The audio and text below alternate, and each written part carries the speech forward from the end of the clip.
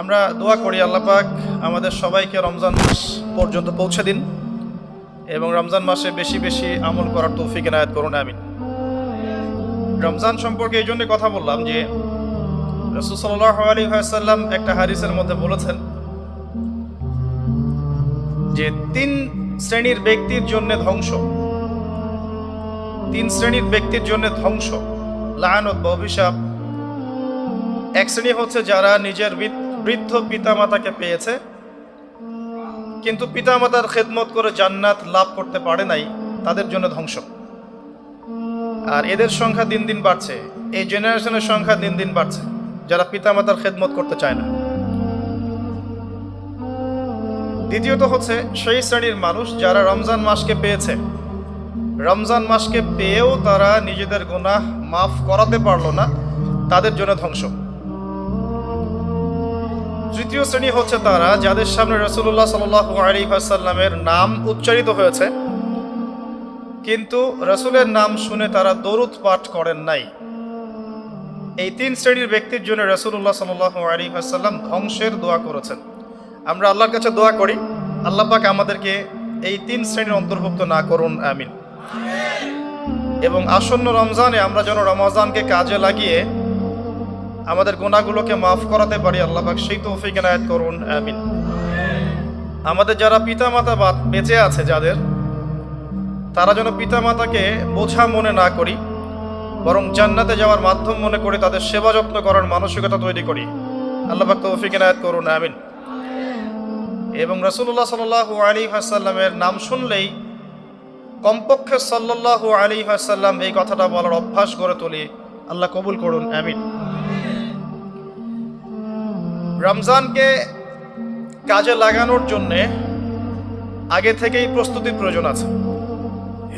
যে ব্যক্তি নামাজ পড়ে না 5 ওয়াক্ত, রমজানের প্রথম দিনেই সে 5 ওয়াক্ত নামাজে হয়ে যাবে, এটা কিন্তু ডিফিকাল্ট। এই জন্য এখন থেকেই নামাজের চর্চা করতে হবে। রমজানে কয়েকটা কাজ খুব বেশি বেশি গুরুত্ব দিয়ে করবেন। 1 নাম্বার, জামাতের সাথে 5 ওয়াক্ত সালাত পারা যাবে ইনশাআল্লাহ। 2 নাম্বার, নিজের মালের যাকাত দিয়ে দিবেন। এটা কি ব্যবসায়িক সমিতির উদ্যোগে প্রোগ্রাম? নিজেদের মালের যাকাত হিসাব করে মুফতি সাহেবদের কাছে যাবেন, কওমি উলামায়ে কেরামের কাছে যেতে পারেন, গিয়ে যাকাতের আপনার নিসাব হিসাব করে নেবেন যে আপনার কতটুকু যাকাত এসেছে। এবং এটা দেওয়ার সবচেয়ে উত্তম সময় হচ্ছে রমাদান মাস। যাকাতগুলো দিয়ে দিবেন, আল্লাহ পাক তৌফিক দান করুন। সাদাকাতুল ফিতর দিবেন রমজান মাসে। তারাবির সালাত অবশ্যই অ্যাটেন্ড করবেন, তারাবির সালাত মিস করবেন না। পরিবারের ব্যক্তিদেরকে একসাথে নিয়ে ইফতার করবেন, আলাদা আলাদা করে করবেন না।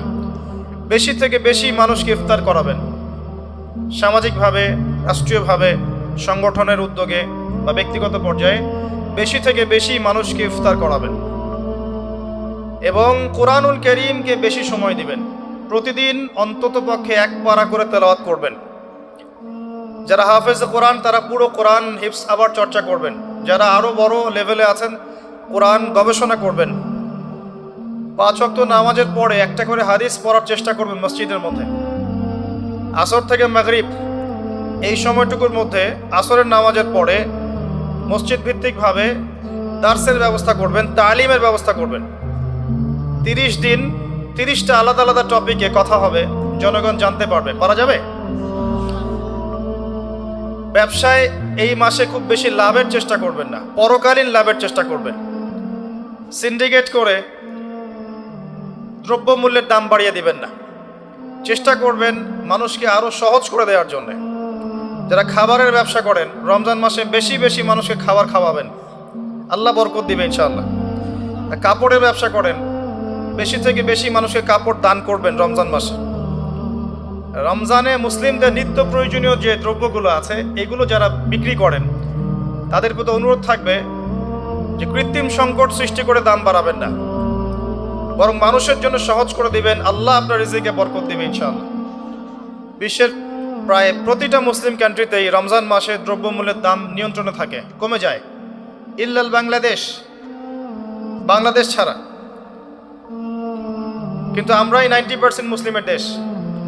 এই মাস লাভের মাস, পরকালীন লাভের মাস, দুনিয়ার লাভের মাস নয়। বরং রমজান আসার আগেই পুরো মাসের বাজার এবং ঈদের শপিং করে ফেলে দিবেন। রমজান মাসে বেশি বেশি মার্কেটে যাবেন না এবং স্ত্রী সন্তানদেরকেও বেশি বেশি মার্কেটে যেতে দিবেন না। বরং এই মাসে পর্দা আরও বজায় রাখার চেষ্টা করবেন। রাস্তার মোড়ে মোড়ে যে হোটেলগুলো থাকে, ঘোমটা হোটেল, এই হোটেলের মালিকদের প্রতি নসিহত থাকবে যে আল্লাহকে ভয় করেন। হোটেলের বাইরে লিখে দিবেন মুসলিমদের জন্য খাওয়া আমার হোটেলে জায়েজ নাই। এটা করবেন, ঘোমটা না দিয়ে ওখানে লিখে দিবেন যে আপনি মুসলিম হয়ে থাকলে আল্লাহকে ভয় করুন, আমার হোটেলে মুসলমানদের জন্য আলাদা করে খাওয়ার কোনো জায়গা নাই রোজা রাখা অবস্থায়। সেলুনে আছেন যারা, সেলুনে লিখে দিবেন রমজান মাসে আমি দাড়ি কাটি না, কমপক্ষে লিখে দিবেন যে আমার দোকানে দাড়ি শেভ করা হয় না। রমজান মাসে আল্লাহওয়ালা হয়ে যান, লাআল্লাকুম তাত্তাকুন, তাকওয়া অবলম্বন করতে হবে। কিছু টিপস বলে দিলাম। সবচেয়ে বড় কথা হচ্ছে মানসিক প্রস্তুতি। রমজান আসতে যাচ্ছে, একটা মানসিক প্রিপারেশন। এই রমজানের 30টা দিন আমি প্রত্যেকটা দিনকে কাজে লাগাবো। প্রতিটা দিন আমি কোরআনের কিছু অংশ পড়ব, হাদিস কিছু পড়ব, দুটা কথা মানুষকে দাওয়াত দিব, ইফতার করাবো মানুষকে, সাধ্যমতো দান সাদাকা করব, তারাবির সালাতে হাজির হব, কোরআন খতম দিব। এই কাজগুলো করতে কি সরকার বাধা দিবে?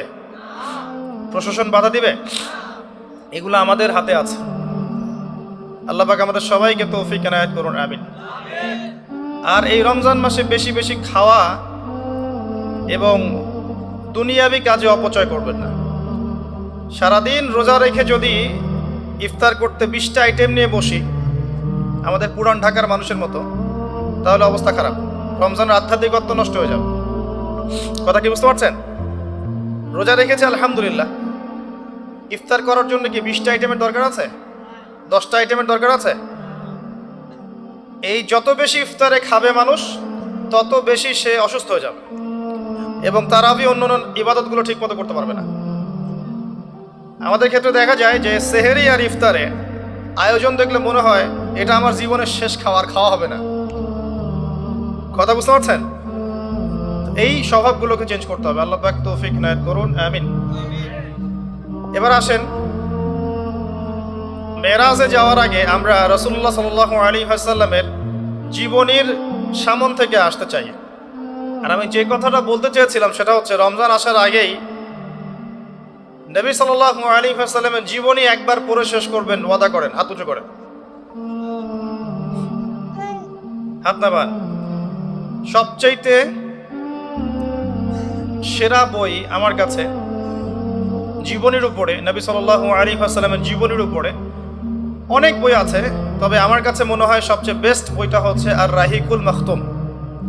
নাম মনে থাকবে? রাহিকুল মাখতুম, আল্লামা সফিউর রহমান মোবারকপুরি রাহিমাহুল্লাহ, যিনি এই সাবকন্টিনেন্টের মানুষ ছিলেন, তিনি বইটা লিখেছেন এবং বইটা 1182টা বইয়ের মধ্যে প্রথম স্থান অধিকার করেছে। 1182টা বা 83টা বইয়ের মধ্যে এই বইটা প্রথম স্থান অধিকার করেছে এই সৌদি আরবের কম্পিটিশনে। তো এই বইটার যে প্রাণবন্ত সিরাতের বই আমি আসলে পড়িনি, আর অনেক সিরাতের বই আছে এবং আমি অনুরোধ করব সিরাতের বেশি বেশি বই কিনবেন। একটা সিরাতের বইয়ে সব তথ্য হয়তো থাকবে না, এখানে ভেরিয়েশন আনতে হবে আপনাকে। বিভিন্ন সিরাতের বই কিনবেন, কিন্তু আর রাহিকুল মাখতুম বইটা মাস্ট বি পড়ার চেষ্টা করেন। রমজান মাস আসার আগেই বইটা শেষ করবেন, ওয়াদা করেন ইনশাআল্লাহ। আল্লাহ পাক তৌফিক দান করুন। এবং রমজান মাস আসার আগেই কোরআন তেলাওয়াত শিখে নেবেন, ওয়াদা করেন। আগামীকাল থেকেই প্রয়োজনে স্থানীয় মসজিদে যিনি ইমাম আছেন বা মুয়াজ্জিন সাহেব আছেন বা মাদ্রাসা শিক্ষকরা আছেন তাদের কাছে যাবেন। 1 থেকে 2 মাসের বেশি সময় লাগার কথা না আপনার তাজবিদ শিখতে। সবার তো শিখলেই বিশুদ্ধ হয়ে যাবে না। পড়তে পড়তে পড়তে পড়তে একটা পর্যায়ে আপনার মুখের মধ্যে জড়তা আল্লাহ কাটিয়ে দিবে, তখন আপনি ইনশাল্লাহ ফ্লুয়েন্টলি পড়তে পারবেন। কিন্তু শিখতে, নিয়মকানুনগুলো শিখতে 1 থেকে 2 মাসের বেশি লাগার কথা না। আর আমি জানি আপনারা জীবনে অনেক কিছুই পড়েছেন, আপনারা জীবনে এসএসসি, এইচএসসি, অনার্স মাস্টার সব করেছেন, BBA করেছেন, ডক্টরেট ডিগ্রি অর্জন করেছেন, মেডিকেল সায়েন্স পড়েছেন, কঠিন কঠিন সাবজেক্ট পড়েছেন, বাংলা সাহিত্য পড়েছেন, উপন্যাস পড়েছেন, শরৎচন্দ্র, বঙ্কিমচন্দ্র, হুমায়ুন আহমেদ সব পড়ে শেষ করে ফেলেছেন। রবীন্দ্র নজরুল তো শেষ আগেই। ইংরেজিতে অনার্স করছেন, ইকোনমিক্সে অনার্স করছেন, ম্যানেজমেন্ট পড়ছেন, অ্যাকাউন্টিং পড়ছেন, কঠিন সাবজেক্ট পড়ছেন, ফিজিক্স, কেমিস্ট্রি পড়ছেন, বায়োলজি পড়ছেন, কিন্তু 1-2 মাস 3 মাসের মধ্যে আপনি কোরআন শিখতে পারবেন না, এটা আসলে বিশ্বাসযোগ্য নয়। এই ক্যাপাবিলিটি আল্লাহ পাক আপনার মস্তিষ্কে দিয়েছেন, আল্লাহর ওয়াস্তে আপনি কাজে লাগান, ইনশাল্লাহ পরকালে আপনি সফল হবেন। রমজান আসার আগেই শিখতে হবে এই কারণে, যাতে রমজানের প্রথম দিন থেকে আপনি তেলাওয়াত করতে পারেন, ডেইলি 1 পারা যাবে ইনশাল্লাহ। এই কোরআন কার উপর নাজিল হয়েছে? মুহাম্মদ সাল্লাল্লাহু আলাইহি ওয়াসাল্লামের প্রতি। কখন নাজিল হয়েছে আমাকে বুঝতে হবে। একটু বসেন, রিল্যাক্স হন, আমাকে দেখা না গেলে কোনো সমস্যা নেই, আমার কথাগুলো শুনেন। আর আমি তো জামাই না যে আমাকে দেখতেই হবে। তো নবী সাল্লাল্লাহু আলাইহি ওয়াসাল্লাম যে সময়ে তার উপরে কোরআন নাজিল হয়েছে, এই সময়টা একটু বুঝতে হবে। ওই যুগটাকে বলা হয় কি? আইয়ামে জাহিলিয়াত, মানে কি? অন্ধকারাচ্ছন্ন যুগ। ওই যুগে মৌলিকভাবে অনেক সমস্যা ছিল, কিন্তু মোটা দাগে 5টা সমস্যা ছিল। কয়টা? 5টা। এখান থেকে আমি মেরাজের দিকে যাবো ইনশাআল্লাহ। 5টা মৌলিক সমস্যা ছিল। 5টা সমস্যার প্রথম হচ্ছে শিরক। ওই যুগের মানুষরা আল্লাহর সাথে শিরক করত। তারা মূর্তি পূজা করত, তারা মাধ্যম পূজা করত, তারা কবর পূজা করত, তারা মৃত ব্যক্তির পূজা করত, তারা প্রকৃতির পূজাও করতো কোনো কোনো ক্ষেত্রে। আর অল্প কিছু মানুষ ছিল নাস্তিক, অল্প কিছু, খুব বেশি না। এই যে শিরকের এই সমস্যাটা এখনকার বিশ্বের মধ্যে নাই। আচ্ছা, দ্বিতীয় সমস্যা ছিল রিবা বা সুদ। তাদের ম্যাক্সিমাম মানুষ সুদ ভিত্তিক অর্থনীতির সাথে জড়িত ছিল। এই সমস্যাটা কি এখনকার বিশ্বে নাই? তো দ্বিতীয় সমস্যা ছিল রিবা, যেটা এখনকার বিশ্বের অন্যতম মৌলিক সমস্যা। আপনি যদি বিশ্বের অর্থনীতির দিকে তাকান, আপনি দেখবেন বিশ্বের পুরো অর্থনৈতিক সিস্টেমটা সুদ ভিত্তিক। কেউ এর বাইরে নয়, কেউই বাইরে নয়। আমরা এমন একটা যুগে বাস করছি যেখানে কেউ যদি সুদ থেকে বাইরে থাকতে চায়, যে আমি মোটেই খাবো না, একবারেই খাবো না, টোটালি খাবো না, তারপরেও তার গায়ের মধ্যে সুদের ছিটা ফোটা লাগবে। কথা বুঝতে পারছেন? এটা সেই যুগ। কিভাবে লাগবে সেটা সম্পর্কে জানার জন্য রিবা কেন্দ্রিক যে বইগুলো আছে, আল্লামা তাকি উসমানীর বই আছে, ইনশাআল্লাহ আগামীতে এটার উপর বিস্তারিত আলোচনা আসবে। এগুলো পড়েন এবং শোনেন, ইনশাআল্লাহ কাজে দিবেন। শুধু এতটুকু বলবো, যে খায়, যে দেয়, যে সাক্ষী থাকে এবং যে লিখে রাখে, উভয়কেই, এই 4 শ্রেণীর মানুষকেই নবী সাল্লাল্লাহু আলাইহি ওয়াসাল্লাম সমান অপরাধী বলেছেন। পুরো সিস্টেমটার মধ্যে এগুলো পড়ে যাবে। এমনকি যদি দেখেন আমি খাচ্ছি না, একটা ফ্ল্যাট বাসায় ভাড়া আছে, এই বাসা যে করেছে সে সুদের লোন নিয়ে করেছে, আমার ভাড়ার টাকা থেকে সে লোন শোধ করে, পরোক্ষভাবে আমিও সুদের সাথে জড়িত আছি। এটা সেই যুগ যেখানে আপনি বেঁচে থাকতে চাইলে পারবেন হয়তোবা, যদি আপনার তাকওয়া অনেক উঁচু লেভেলের হয়, কিন্তু ধুলি কণা আপনার গায়ে লাগবেই, আপনি বাঁচতে পারবেন না। তৃতীয় সমস্যা ছিল মাদক। আইয়ামে জাহিলিয়াতের তৃতীয় সমস্যা ছিল মাদক। এখনকার বিশ্বের দিকে আপনি তাকান, আপনি দেখবেন ম্যাক্সিমাম যুব সমাজ এই সমস্যায় নিপতিত আছে, আছে না? সেম সমস্যা। চতুর্থ সমস্যা ছিল নারীর অবমাননা। এটা সম্পর্কে বলার আমার কোনো প্রয়োজন নাই, যথেষ্ট বলেছি এই পর্যন্ত আমি। নারীকে যেভাবে আজকে আমরা পণ্যের ন্যায় ব্যবহার করছি, এটা আইয়ামে জাহিলিয়াতের সেই বন্যতাকেও হার মানিয়েছে। 5 নম্বর সমস্যা ছিল গোত্রীয় দ্বন্দ্ব, গোত্রীয় রক্তক্ষয়ী সংঘাত। এই 5টা ছিল মৌলিক সমস্যা। এখন আপনি আপনার সমাজ এবং বিশ্বের দিকে তাকিয়ে দেখেন এই 5টা সমস্যা আছে কি নাই? আছে। এরকম একটা যুগে জন্ম নিয়েছেন প্রিয় নবী মুহাম্মদ রাসূলুল্লাহ সাল্লাল্লাহু আলাইহি ওয়াসাল্লাম। এরকম সমাজে থেকেও তিনি কখনো পাপের ধার কাছেও যান নাই। বলেন সুবহানাল্লাহ। এরকম একটা সমাজে থেকেও যখন তিনি নবী হননি, তখনও পাপের ধার কাছেও তিনি যান নাই। তিনি কখনো শিরক করেননি, কখনো মূর্তি পূজা করেননি, কখনো রিবা খাননি, আর বাকি বিষয়গুলো ধার কাছেও যাননি। বরং তিনি হিলফুল ফুজর তৈরি করেছিলেন যাতে করে সমাজের এই অসঙ্গতিগুলো দূর করা যায়। এটা তো আপনারা জানেন। এরপর তিনি নবী হলেন 40 বছর বয়সে। প্রথম কোন আয়াত নাজিল হয়েছিল? সূরা আলাকের প্রথম 5 আয়াত আল্লাহ পাক প্রথমে পড়তে বলেছেন, ইকরা বিসমি রাব্বিকাল্লাযী খালাক খালাকাল ইনসানা মিন আলাক ইকরা ওয়া রাব্বুকাল আকরাম আল্লাযী আল্লামা বিল কলম আল্লামাল ইনসান মা লাম ইয়ালাম। এখানে প্রথম কথাটা হচ্ছে পড়ুন। আল্লাহ পাক প্রথমে বললেন না সুদ খেও না, শিরক করো না, মাদক সেবন করো না, জেনার ধার কাছেও যেও না। আল্লাহ পাক এগুলো কিছুই বললেন না। এমনকি আল্লাহ এটাও বললেন না সুবহানাহু ওয়া তাআলা যে নামাজ আদায় করো, যাকাত দাও, রমজান মাসে সাওম রাখো। আল্লাহ পাক কি বললেন? পড়ুন। আপনার জীবনের প্রথম ফরজ হচ্ছে পড়াশোনা করা। আমাদের জীবনের প্রথম ফরজ হচ্ছে পড়াশোনা করা।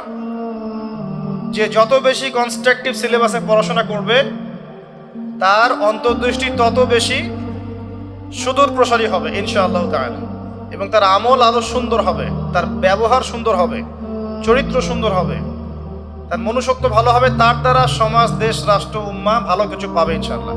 অশিক্ষিত মূর্খ জনগণকে দিয়ে রাষ্ট্রের কোনো কাজ নাই, আছে?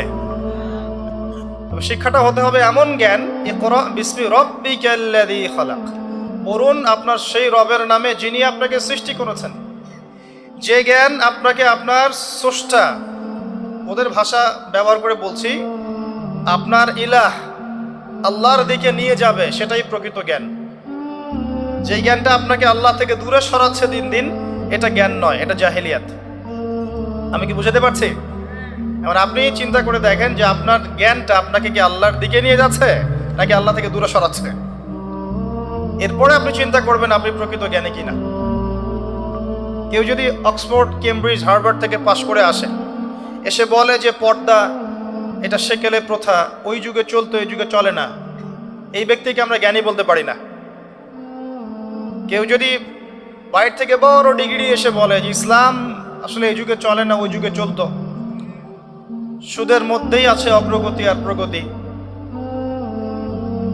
ফ্রি মিক্সিং ভালো জিনিস, ছেলে মেয়ে একসাথে পথ চলবে, খারাপ কিছু না, মাদকদ্রব্য খাওয়াই যায়, মানুষ মাদকদ্রব্য খেলে ভালো কাজ করার উৎসাহ পাবে, এরকম কথাবার্তা যদি কেউ বলে, আল্লাহর হালালগুলোকে হারাম করে দেয়, হারামগুলোকে হালাল করে নেয়, এই ব্যক্তি বা এই সম্প্রদায়কে আমরা জ্ঞানী বলতে পারি না। কারণ তাদের জ্ঞান তাদেরকে আল্লাহ থেকে দূরে সরিয়ে দিয়েছে। ইকরা বিসমি রাব্বিকাল্লাযী খালাক, পড়ুন আপনার সেই রবের নামে যিনি আপনাকে সৃষ্টি করেছেন।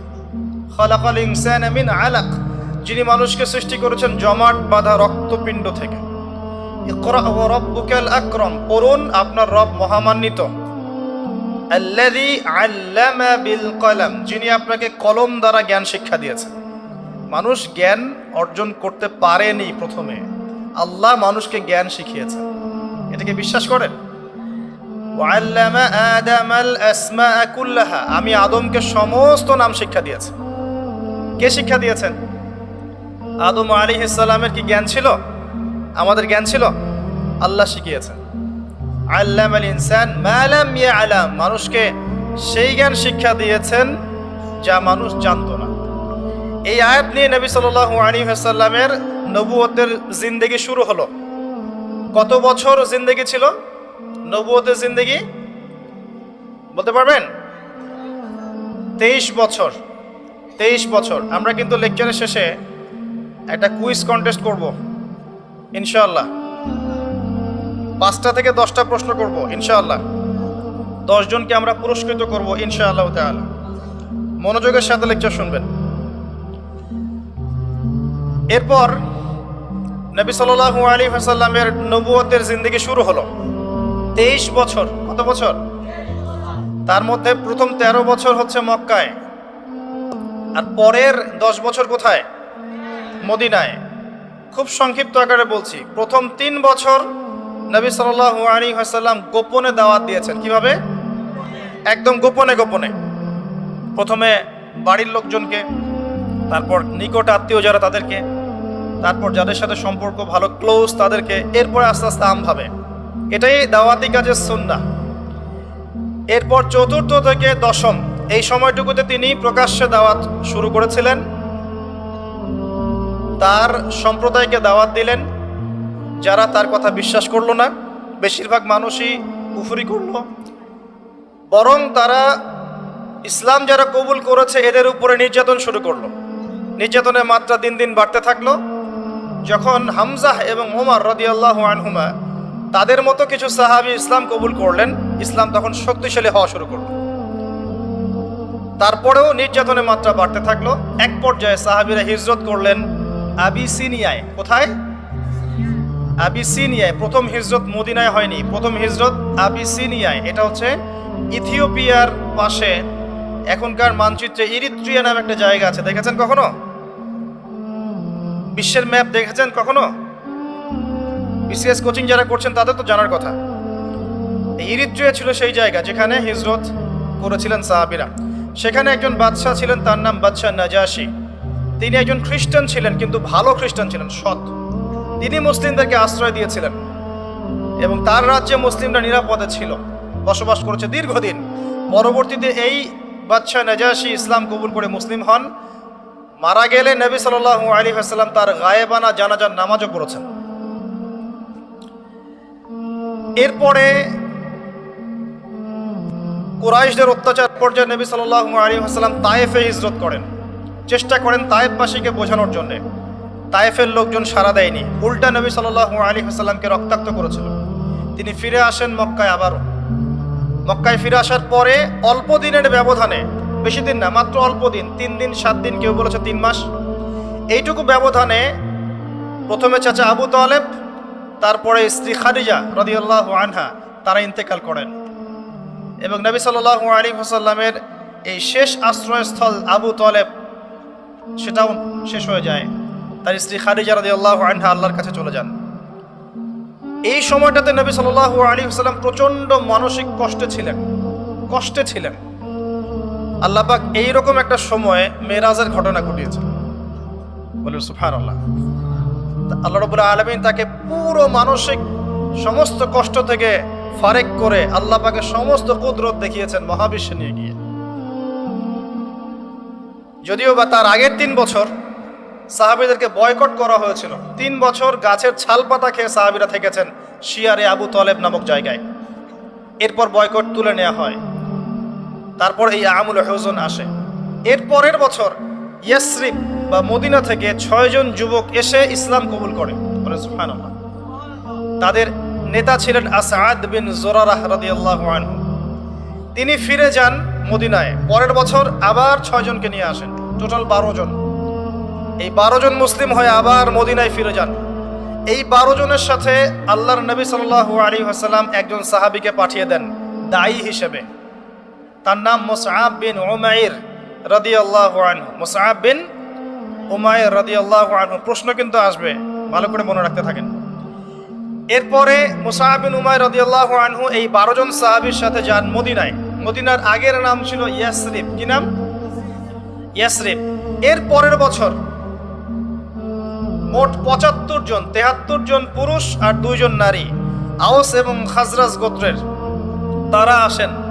এসে নবী সাল্লাল্লাহু আলাইহি ওয়াসাল্লামের হাতে হাত রেখে বায়াত করেন। মহিলারা হাতে হাত রাখে নাই, পুরুষেরা হাতে হাত রেখেছিল। আমাদের নবীজি মহিলাদের হাতে কখনো হাত রেখে বায়াত করার নাই। এখন অনেক ভণ্ড পীর দেখা যায় মহিলাদের হাতে হাত রেখে বায়াত করাচ্ছে। মহিলাটা হাত ধরে বায়াত করাতে হয়? মহিলাটা মৌখিক বায়াত করবে। তো 75 জন সাহাবী এসে ইসলাম কবুল করে আবার চলে যান মদিনায়। এই যে 75 জন ইসলাম কবুল করলেন, মদিনার বিশাল একটা জনগোষ্ঠী, কিন্তু 75 জন কম নয়, কারণ ওইখানে জনসংখ্যা এত বেশি ছিল না। তারপরের বছর নবী সাল্লাল্লাহু আলাইহি ওয়াসাল্লাম নিজে এবং সাহাবীরা সবাই গিয়ে হিজরত করেন মদিনায়। কথা বুঝতে পারছেন? এই যে নতুন একটা রাষ্ট্রের জন্ম হলো, মক্কা থেকে সবাই এখন মদিনায়, মক্কায় ঘরবাড়ি ছেড়ে দিয়ে নিঃস্ব হাতে, খালি হাতে, আল্লাহর উপর তাওয়াক্কুল করে। ওখানে আনসারী সাহাবীরা তাদেরকে বরণ করে নিলেন। এমনভাবে বরণ করলেন যে কারো যদি 2টা জমি থাকে, একটা জমি দিয়ে দিয়েছে, কারো 2টা বাড়ি থাকলে একটা বাড়ি দিয়ে দিয়েছে। এমনভাবে বরণ করে নেন। নতুন রাষ্ট্র হলো, নবী সাল্লাল্লাহু আলাইহি ওয়াসাল্লাম সেখানে মদিনা সনদ করলেন। ওখানকার ইহুদিদের সাথে চুক্তি হলো, ওখানকার জনগণের সাথে চুক্তি হলো, এবং আমরা শান্তিপূর্ণ একটা রাষ্ট্র পেলাম। এরপর নবী সাল্লাল্লাহু আলাইহি ওয়াসাল্লাম সেখানে অর্থনীতি সমৃদ্ধ করতে লাগলেন, সামরিক বাহিনী সমৃদ্ধ করতে লাগলেন, অস্ত্রশস্ত্র সবকিছু হতে লাগলো। একটা রাষ্ট্রের যা যা প্রয়োজন সবকিছু সেখানে হতে লাগলো। এক পর্যায়ে আবু সুফিয়ানের বাণিজ্যিক কাফেলাকে আক্রমণকে কেন্দ্র করে বদরের যুদ্ধ হয়ে গেল। আর এই বদরের যুদ্ধে আমরা অল্প সংখ্যক সৈন্য নিয়ে বড় বাহিনীর বিরুদ্ধে জয়লাভ করলাম। ইসলামের ইতিহাসে প্রথম সশস্ত্র যুদ্ধ। কথা বুঝতে পারছেন? এর পরের বছর হলো উহুদ, যে যুদ্ধে আমরা প্রায় জিতে গিয়েছিলাম। আমাদের একটা ভুলের কারণে সাময়িক বিপর্যয়ের সম্মুখীন হলাম। আমরা উহুদের সাময়িক বিপর্যয়ের সম্মুখীন হলাম। 70 জন সাহাবী শহীদ হয়ে গেল। আমাদের নবীজি স্বয়ং নিজেও সেই যুদ্ধে মার খেয়েছেন একটা ভুলের কারণে। সেখান থেকে নামবে না, সাহাবীরা কয়েকজন নেমে এসেছিলেন। ব্যাস, পুরো দেখবেন, সব বলে দেব না। এর পরের বছর খন্দকের যুদ্ধে 3-4 মাস অবরোধ করে রাখা হয় মদিনাকে। শেষমেশ তারা কিছুই লাভ করতে পারলো না, ফিরে চলে গেল। এরপর থেকে মুসলিমরা আক্রমণাত্মক যুদ্ধ শুরু করলো। একে একে বিভিন্ন গাজওয়া এবং সারিয়া হতে লাগলো। মুসলিমরা সমৃদ্ধ হতে লাগলো, সম্পদ বাড়তে লাগলো, জনবল বাড়তে লাগলো, অর্থনীতি সমৃদ্ধ হতে লাগলো, অস্ত্রশস্ত্র বাড়তে লাগলো। সব ডিপার্টমেন্ট থেকে আমরা রাইজ করতে লাগলাম। শুধু তাই না, পররাষ্ট্র নীতিও ইমপ্লিমেন্ট করা হলো। বিভিন্ন রাষ্ট্রপ্রধানদের কাছে চিঠি পাঠানো হচ্ছে। এর মধ্যে একবার নবী সাল্লাল্লাহু আলাইহি ওয়াসাল্লাম স্বপ্নে দেখলেন তিনি মক্কা তাওয়াফ করছেন, কাবা তাওয়াফ করছেন। সাহাবীরা বুঝে নিলেন যে আমরা মক্কায় যাচ্ছি। তারা মক্কায় যাওয়া শুরু করলেন। 1400 সাহাবী। হুদাইবিয়া নামক জায়গায় আটকে দেওয়া হলো, যাওয়া যাবে না, এই বছর ফেরত যেতে হবে, পরের বছর আসতে হবে। তোমাদের কেউ আমাদের দলে আসলে ফেরত দিব না, আমাদের কেউ তোমাদের দলে গেলে ফেরত দিতে হবে। আগামী 10 বছর আমরা কেউ কারোর সাথে যুদ্ধ করব না। আগামী বছর ওমরা করতে আসবে মাত্র 3 দিনের জন্য, কোনো অস্ত্র সাথে আনা যাবে না। সবগুলোতে নবীজি বললেন ঠিক আছে, ডিল, কোনো সমস্যা নেই। তারা ফেরত চলে গেলেন। ওই বছর ওমরা করা হলো না। নবীজি ফেরত গিয়েই খায়বার আক্রমণ করলেন। খায়বার ইহুদিরা ছিল।